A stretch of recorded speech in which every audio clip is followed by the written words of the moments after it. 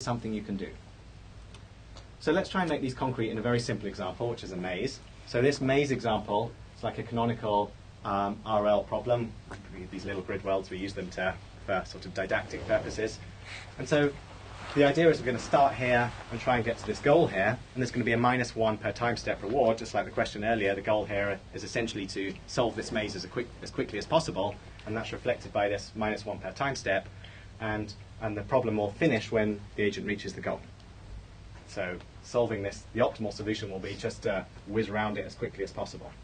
And the actions are just like four connected, like it can go north, east, south, west, and the state is basically the agent's location in this grid.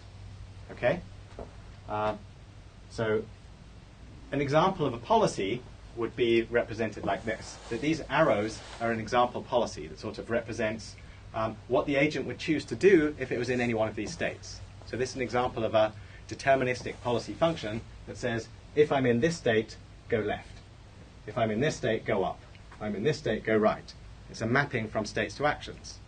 Once you have this mapping, you can just kind of read it out and behave. Like the agent can just read out its behavior and just move all the way to the goal, and we'll get there. So that's what we mean by a policy. We mean like these arrows here. The value function, remember we're going through these three key concepts. So the value function looks something like this. This is the value function for each of these states, where we know that if we're just about to reach the goal, we're only one step away from the goal here, so this must have a value of -1. Here we're 2 steps away from the goal, so this has a value of -2. If we go all the way back to here, we have a value of -16.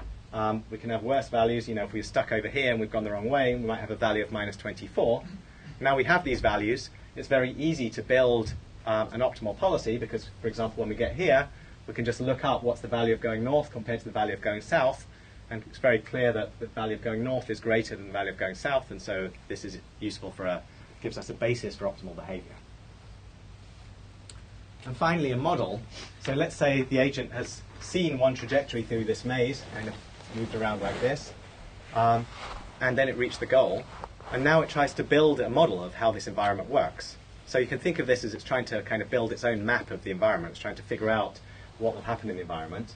And the model in this case would look something like this, and these -1s represent the fact that it's seen that you get -1 per step, and this map represents what it's understood of the dynamics of the environment so far. It understands that as you move around, these are the transitions where you can move from state to state.